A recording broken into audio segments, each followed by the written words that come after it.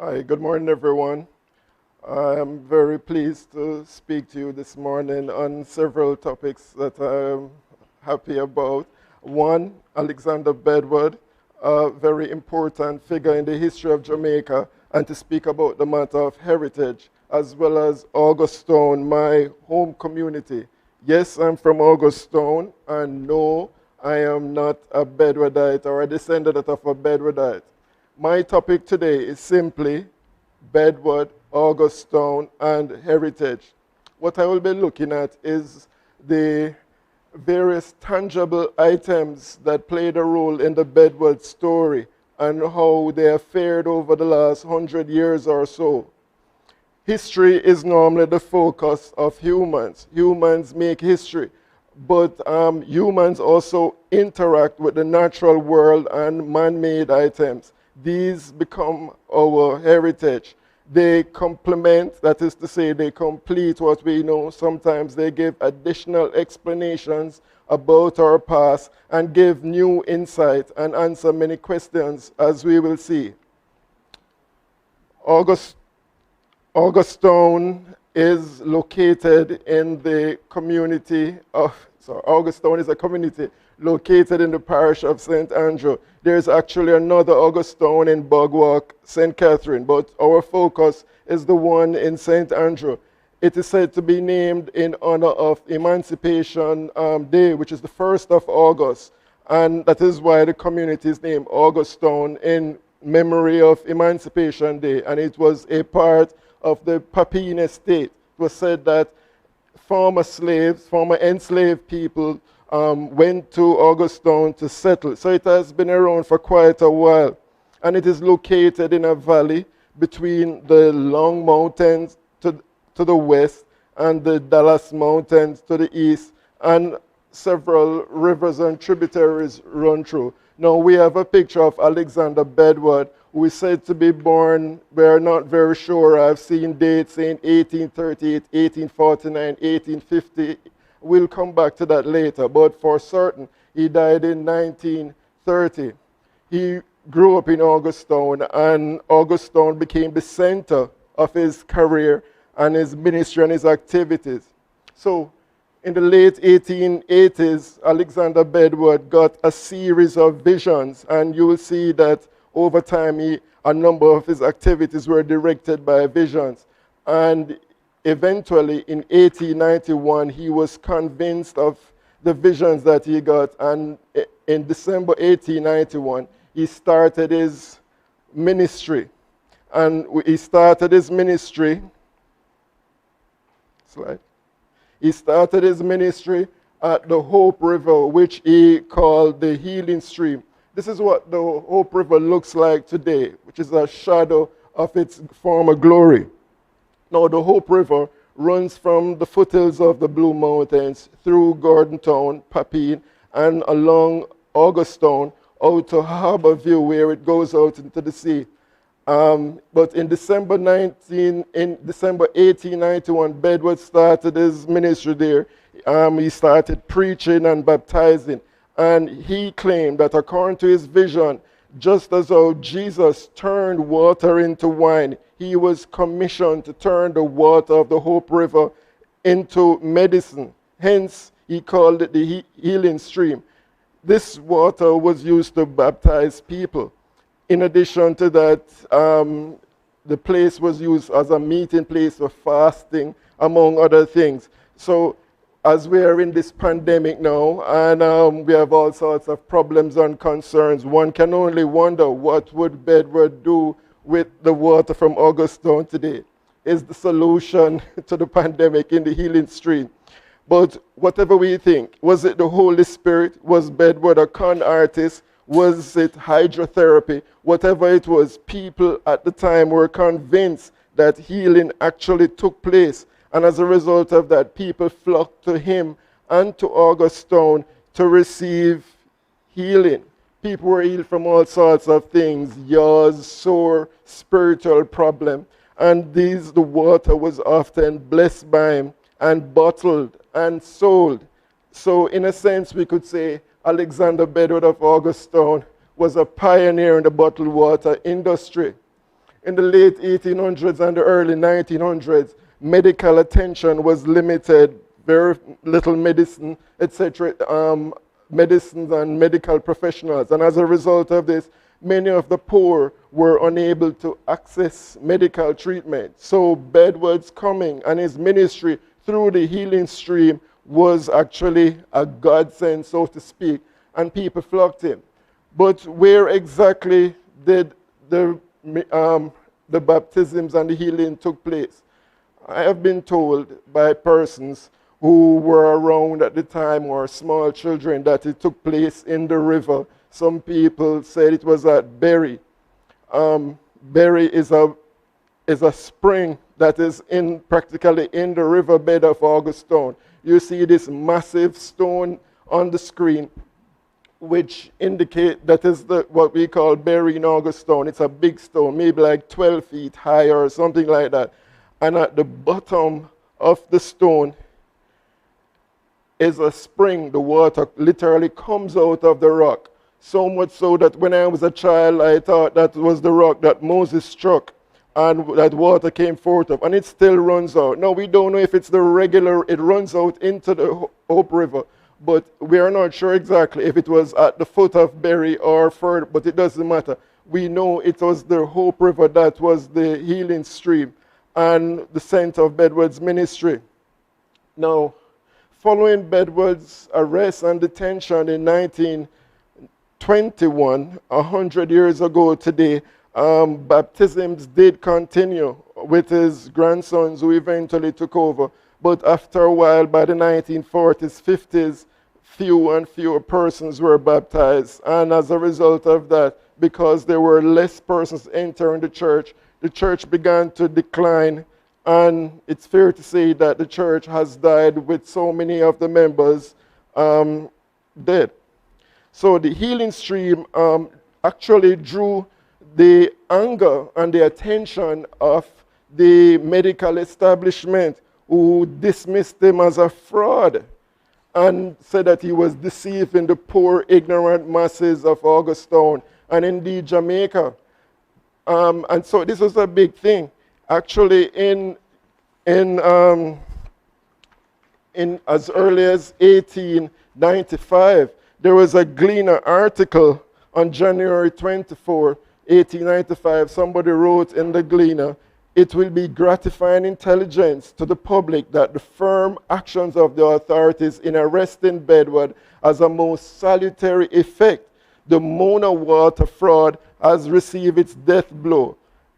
This was the anticipated of its leader. So in 1895, Bedward had some legal problems, and people were celebrating because they were saying he's a fraud using the river to deceive people. But we see that after 1895, the numbers grew exponentially. But after Bedward, as I say, the number of baptisms by the church declined. And of course, the water was used for different domestic and other purposes. Every real boy from Augustone has been to the river to swim at least once. And indeed, other churches, right up until the 1990s and perhaps into the new millennium, other churches began to use the river for baptism. So as a child growing up in Augustone, it wasn't strange for a Sunday morning to hear people going to the river beating drums and tambourine, the churches that we consider to be revivalists, going down to the river to be baptized. And these were not churches from Augustone. They were from all over the country who were being baptized there. But it was not just what we would call these fringe churches that were being baptized there. I have witnessed the Roman Catholic Church in Augustone having a baptism. One Saturday morning, we were told about this, and I went to witness it not only because the Roman Catholic Church is an established church, but because we were always told that the Roman Catholics sprinkled instead of baptized, and so we actually went. So the point is, it has been used since Bedward for baptism. Today, the Hope River is a shadow of itself. In the 1950s, the Mona Reservoir was built, and much of the water was rerouted via an aqueduct and that sends the water from the Hope River into the Mona Reservoir. And so, you know, we don't have as much water. There is actually the overflow that continues into the river. Then, of course, there is pollution and many other problems. In addition to that, Bedward has been condemned. Water still flows, but because of the presence of so many pit latrines around it, it is no longer safe for drinking purposes. But the water looks very nice, very clean, very, very pretty. In 1894, Bedward received the vision to begin to have a physical church, and so he established a temple. And so he built this from the sand, with sand and stone from the river, Hope River, and it was said to be built on lands belonging to his wife. In addition, the church was said not to have any steel or any center columns. We'll come back to that later. It was 50 feet wide and 109 feet long. It was a two-story structure, which is very interesting. Even after 100 years after, none of the churches in Augustown today, and there are several, have two-story buildings.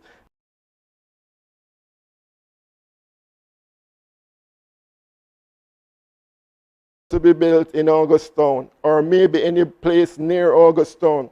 It had 24 arch windows, 5 arch doors, and inside there were 8 wooden beams which held up the balcony. No church in Augustown today has a balcony.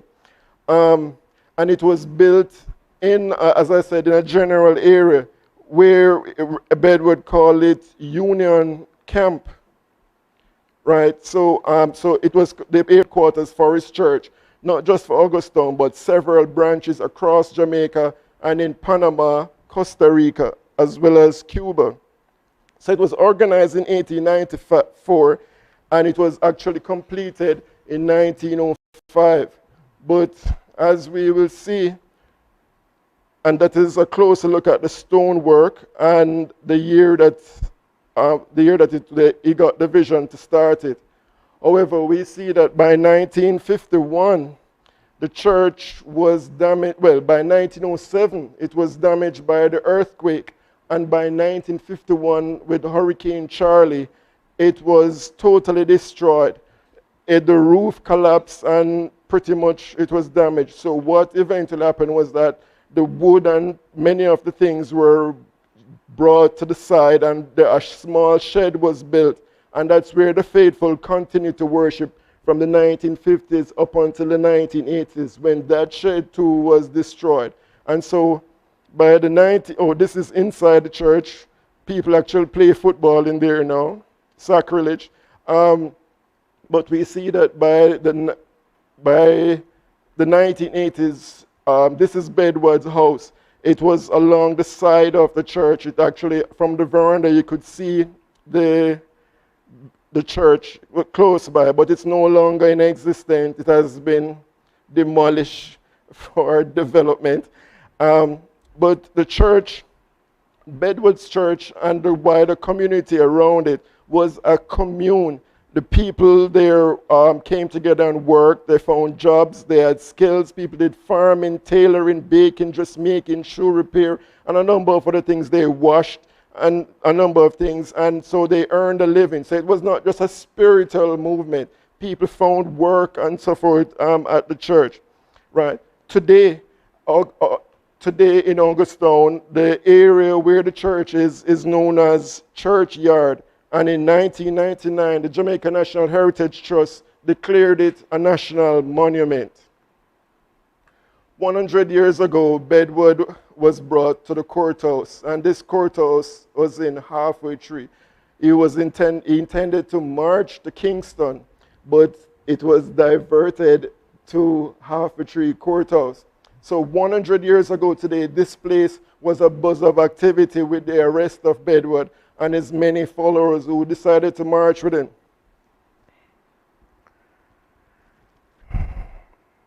Right.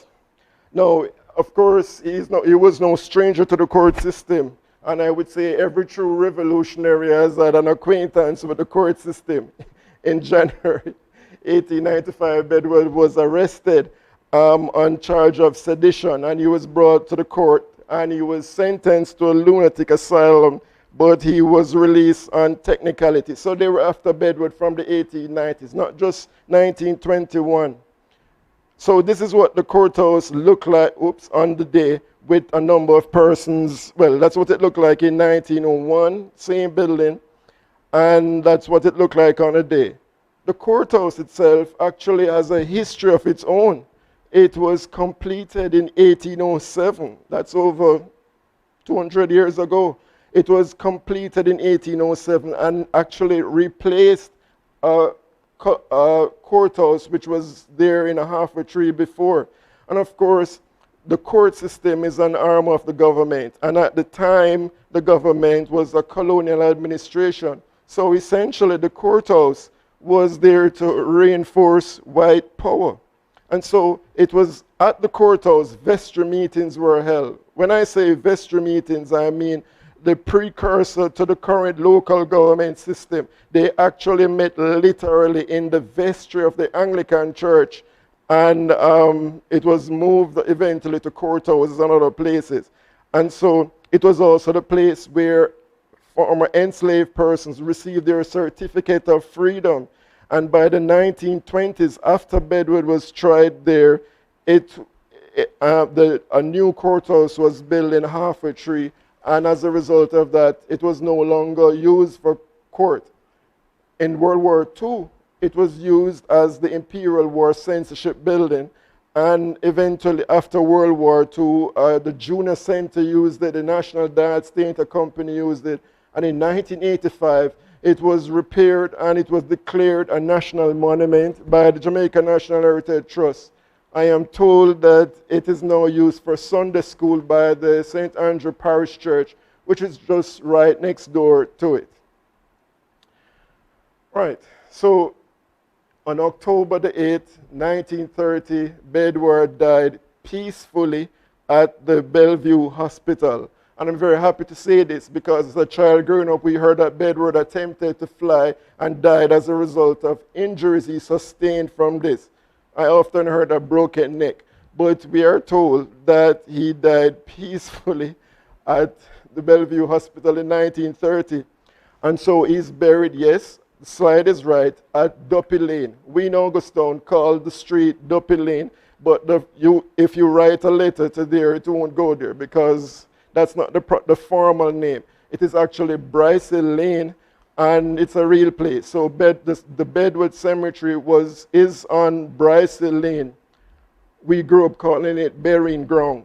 That's what we call it, but much, much later, it was rechristened appropriately, the Bedward Cemetery, and it was actually lands that the church acquired for this purpose, to bury its members, right? So Bedward was actually buried beside his wife, Elizabeth, who predeceased him in October 1930, exactly 1 month before him, right? Now, the Bedward Cemetery is closed. Now, and this is what it looks like. It's actually overgrown.